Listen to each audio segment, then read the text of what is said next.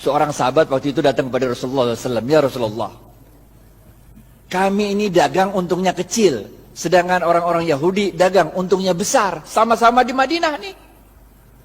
Nabi kaget, kok bisa begitu? Barangnya sama, sama katanya. Kok bisa orang Yahudi untungnya gede, kalian untungnya kecil? Para sahabat menjawab, kami kalau dagang ngikutin caramu berdagang ya Rasul. Rasul tambah kaget lagi lah. Bagaimana caranya? Kami kalau dagang jujur. Kalau orang mau beli 1 kilo, saya nggak ngurangin timbangan, tetap 1 kilo. Kalau mau beli 1 meter, tetap 1 meter, nggak ngurangin ukuran.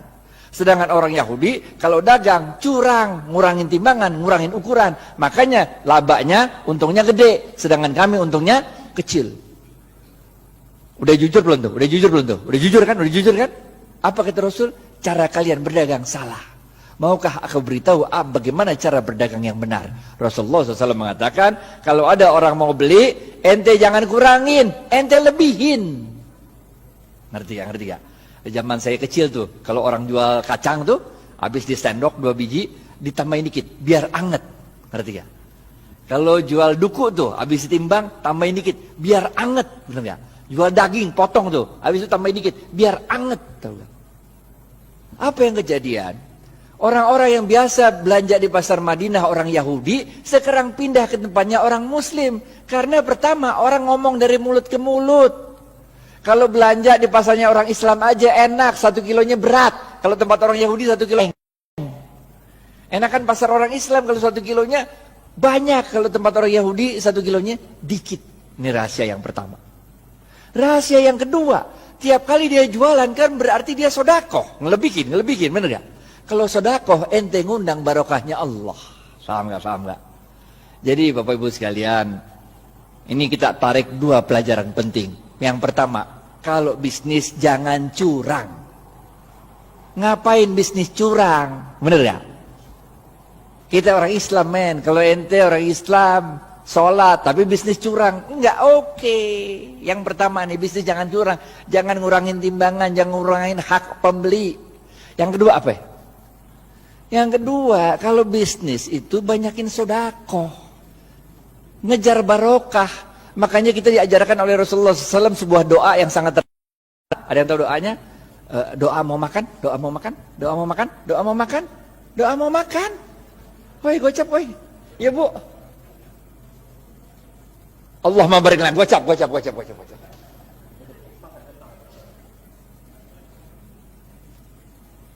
Makanya kita diajarkan oleh Rasulullah SAW, Allahumma barik lana fima rozaqtana wa qina azabannar. Wahai Allah, berkahilah seluruh rezeki yang Engkau berikan pada kami dan jauhkan kami dari siksa api neraka. Ini doanya begini nih. Paham gak? Jadi kalau bisnis mau sukses, pertama ente kudu jujur. Tapi jujur aja kagak cukup, kita juga harus cerdas, harus fatonah, harus tabligh, benar ya? Ente jujur tapi bego, ya udah ente selamat dunia tapi ente senep. Ente harus jujur, cerdas, dan jangan lupa apa? Cari barokahnya Allah. Karena Rasulullah SAW mengatakan dalam sebuah hadis, bapak-bapak nggak ada yang nunjuk nih, gocap. Khairun nas anfa'uhum, gocap.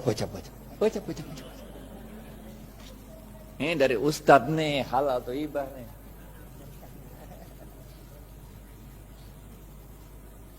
Paham ya?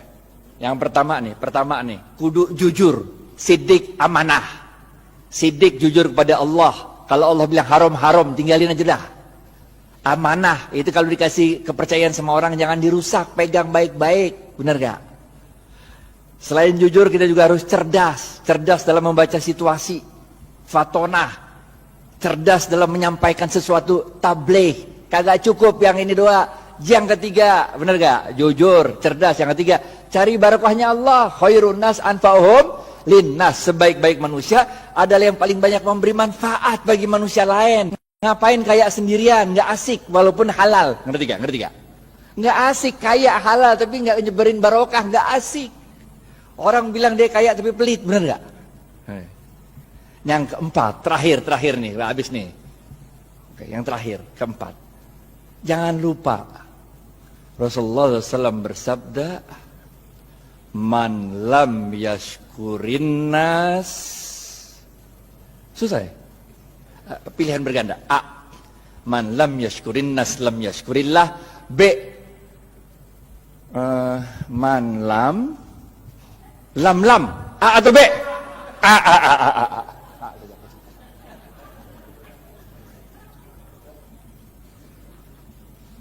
Ingat Bapak Ibu sekalian, kita ini bukan Rasul, bukan Nabi. Kalau Rasul sama Nabi ada masalah, doa dikit, Allah kirim pertolongan pakai malaikat. Ya kan, ya kan? Nabi Musa, depan laut, belakang Fir'aun. Masalah kan? Doa dikit, laut merah kebuka, jalan baik-baik dah. Bener gak? Fir'aun ngikut dari belakang, doa lagi dikit, ketutup laut merah, mati Fir'aun. Bener gak? Nabi Ibrahim dibakar hidup-hidup sama Namrud. Doa dikit, berasa dingin tuh api. Bener gak? Nabi. Lah kita ini manusia, Pak. Coba aja ibu pulang ntar, coba bakar tangan kalau nggak gosong, bener gak? Caranya Allah nolongin kita dengan menggerakkan makhluk-makhluknya untuk nolong kita. Itu sebabnya man lam yashkurin nas lam yashkurillah. Siapa-siapa yang tidak dapat berterima kasih pada manusia, pada hakikatnya dia tidak bersyukur kepada Allah. Nih nomor 4. Ente sukses bisnis, ente jangan merasa sukses itu karena diri ente, tapi karena Allah menggerakkan makhluk-makhluknya supaya kita sukses. Emang bisa hidup sendirian? Emang saya bisa nyampe Al-Azhar kalau kagak ada supir yang nganterin kemari? Emang supirnya bisa nyampe sini kalau di rumahnya nggak ada istrinya yang nyetrikain pakaian? Emang mobil bisa jalan sendiri kalau nggak ada yang jual bensin? Bener gak? Man lam yashkurin nas lam yashkurillah. Kesimpulan, habis waktunya nih. Yang pertama, oke? Jangan lupa jujur. Jujur penting. Ada 2 jenis jujur. Kepada Allah namanya siddiq, kepada manusia namanya amanah. 2, cerdas. Ada 2 jenis cerdas. Yang pertama, fatonah, faham memahami situasi. Yang kedua, tabligh, pandai untuk meyakinkan orang lain. Yang ketiga apa? Khairun nas anfa'uhum linnas. Bisnis itu jangan cuma mau cari untung, tapi bisnis itu harus memberikan manfaat banyak-banyaknya orang. Bener ya? Yang keempat, jangan kita yang merasa bangga kesuksesan bisnis itu karena kita doang. Kita harus terima kasih sama orang-orang lain. Karena man lam yashkurin nas lam yashkurillah. Siapa-siapa yang tidak dapat berterima kasih pada manusia, pada hakikatnya dia tidak dapat bersyukur kepada Allah.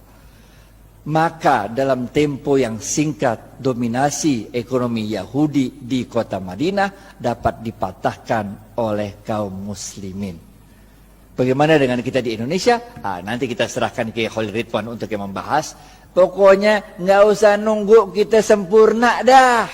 Yang bisa jalanin gitu aja dah. Karena kaidah fikihnya berbunyi, ma la yudraku kulluhu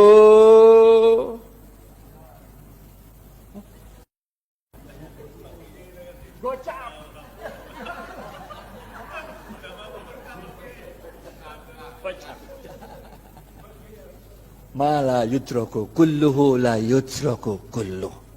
Kalau engkau tidak dapat melakukan kebaikan itu 100%, jangan engkau tinggalkan kebaikan itu 100%. Jangan nunggu sempurna baru kita lakukan.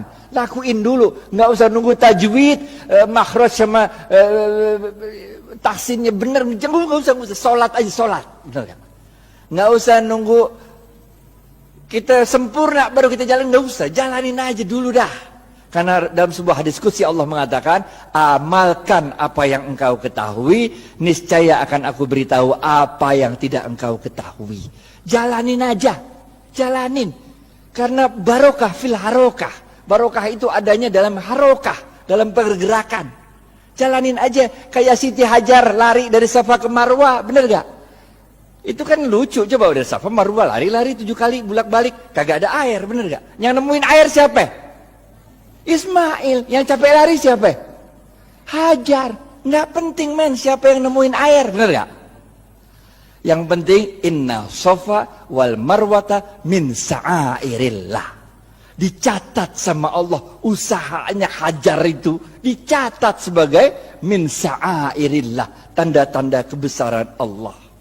Nggak penting kalau kita usaha tuh, bahwa kehebatan usaha kita itu dinikmati oleh kita, nggak penting. Bahkan ketika besok pun mau kiamat, kalau punya bibit lu tanam. Ngerti ya? Terima kasih banyak. Billahi taufiq wal hidayah. Assalamualaikum warahmatullahi wabarakatuh.